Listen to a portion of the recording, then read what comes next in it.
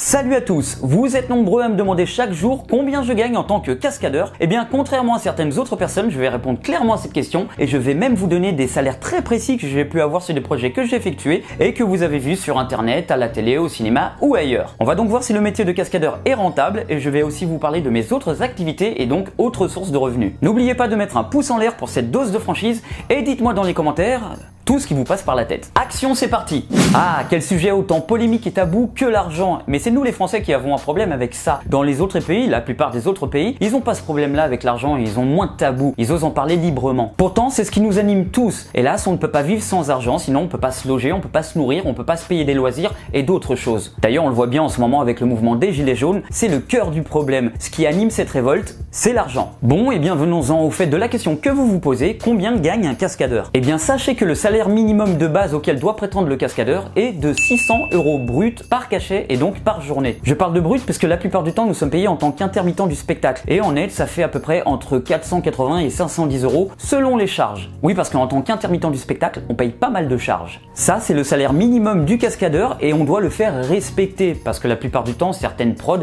essaient de diminuer les prix, de brader, et certains cascadeurs qui veulent absolument travailler vont accepter et vont diminuer ces prix, ils vont se brader. Donc à chaque fois on va faire un tournage et des gens vont nous proposer 150 € et puis on dira oui parce qu'on se dira que les autres ils travaillent à 150 €. Donc c'est pas la bonne technique, il faut vraiment faire respecter ce tarif de base. La cascade est vraiment un milieu précaire, tout le monde veut travailler, donc il y a beaucoup de personnes qui veulent faire de la cascade, mais il y a peu de projets. Et en jouant ce jeu-là de brader les prix, eh bien les cascadeurs passent pour des personnes qui ne sont pas pros, qui ne sont pas organisées. Et ça dévalorise aussi la profession qui n'est pas forcément bien défendue et représentée en France. Donc là je donnais le salaire minimum de base pour une cascade, mais si la complexité de la cascade est bien plus grande, eh bien on va augmenter le prix. Par exemple, si on me demande de passer par une vitre d'un immeuble de 4 étages et que je suis en feu, eh bien on va demander par exemple 1000 € brut et on peut aussi augmenter. Et on pourra aussi donner un nombre limité de sauts parce que certains réalisateurs vont un peu abuser et vont vous proposer de faire 15 fois le saut parce que l'angle n'était pas bon, la lumière n'était pas bonne, la caméra n'a pas fonctionné, toujours des problèmes techniques. Donc voilà, c'est un petit peu usant. Alors nous, pour essayer de pallier à ce petit problème-là, à chaque fois on dit, à chaque fois qu'on va faire un saut en plus, il faudra payer tant en plus. C'est normal, ça leur évite d'abuser et nous, ça nous permet de nous économiser parce qu'on compte pas faire uniquement un seul tournage, uniquement ce saut là, on va faire d'autres tournages, c'est notre passion, donc il faut savoir se ménager. Je vous ai donc donné ce tarif de base de 600 € brut en tant qu'intermittent du spectacle, mais parfois certaines prods veulent essayer de limiter un petit peu leur charge patronale. Ils vont donc nous demander de facturer en tant qu'auto-entrepreneur. Et à ce moment-là, c'est là que vient la négociation avec les prods. Mais dans la majeure partie des cas, pour un long métrage, un téléfilm ou une série,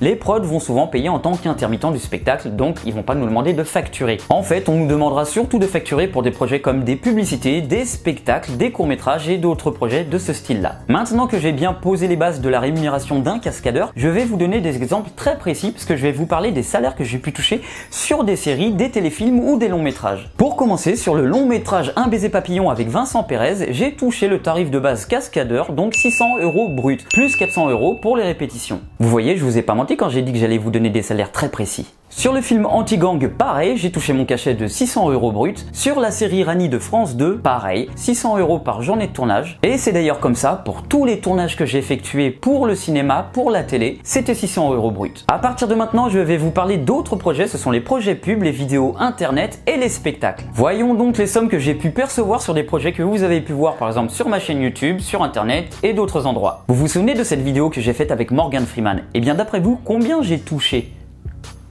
C'est bon? Vous avez trouvé un prix? Eh bien j'ai touché 5000 € dessus. Oui, ça fait quand même une belle somme, mais c'est une vidéo qui passait dans un gros événement, donc c'est normal. Et bien entendu, il ne faut pas oublier que la production paye aussi les repas, les billets d'avion et l'hôtel. Sur cette publicité-là que vous avez peut-être déjà vue, j'ai touché 2000 €. J'ai tourné 2 jours, donc vous faites le calcul, j'ai touché en gros 1000 € par jour. Là, le tarif était moins important puisque c'était une diffusion uniquement à la télé estonienne. Pour cette publicité pour les jeans diffusée à Taïwan, j'ai touché 3300 €. Ouais, 300 € c'est important, hein. C'est 2 mois de course. Pour ce petit spectacle à Pékin, on a touché chacun 3000 €, en sachant encore une fois, comme les autres projets, la production paye le repas, l'hôtel et les billets d'avion. Donc vous voyez, les tarifs sont vraiment différents selon les pays avec lesquels on travaille, selon la difficulté, selon le nombre de jours de tournage et plein d'autres paramètres. Il y a un domaine qui est un petit peu différent, c'est le domaine du court-métrage. La plupart du temps, les courts-métrages ne sont pas rémunérés parce qu'ils sont souvent autoproduits et en plus, c'est des personnes qui débutent la plupart du temps. Donc il n'y a pas de budget. Mais parfois, certains courts-métrages sont rémunérés. Par exemple, sur ce court-métrage Star Wars, j'ai touché 450 € net. Alors quand je dis net, ça ne veut pas dire que je n'ai pas déclaré. Non, c'est ce que j'ai touché vraiment en net sur mon compte une fois que j'ai payé mes charges. Parce qu'il faut toujours payer ses charges. Donc je vous ai montré que techniquement, la cascade, c'est bien rémunéré. Et là, beaucoup d'entre vous doivent se dire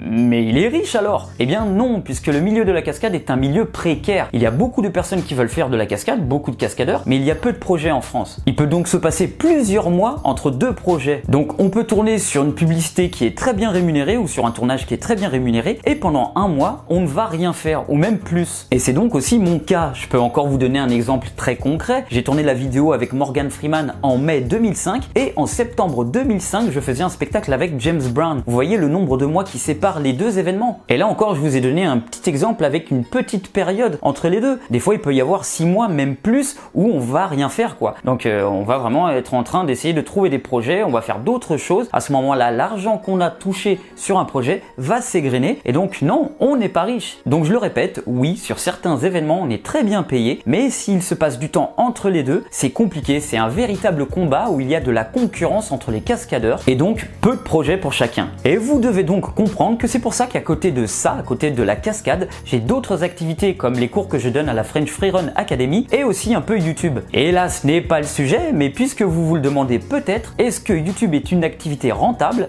Eh bien, non. Et certains autres YouTubeurs vous l'ont déjà démontré dans des vidéos faites pour ce sujet-là, combien je gagne d'argent sur YouTube. Donc, comme vous pouvez le comprendre, je n'ai pas une situation aisée, je ne suis pas encore prêt d'investir dans l'achat d'une maison. Ce qui m'anime avant tout, c'est la passion et le plaisir de tourner dans des projets qui sont vraiment incroyables et dont beaucoup rêvent de pouvoir toucher au moins du doigt. L'important dans tout ça, c'est de faire ce qui nous plaît, ce qui nous fait rêver. Et si je vous ai fait rêver avec cette vidéo et si vous avez vraiment appris quelque chose, n'hésitez pas à mettre un pouce en l'air et mettez en bas des commentaires pour donner vos avis et votre ressenti sur ce milieu et sur ce sujet de l'argent dans la cascade ou dans les autres domaines. N'oubliez pas aussi de vous abonner et sur ce, je vous dis à bientôt les amis.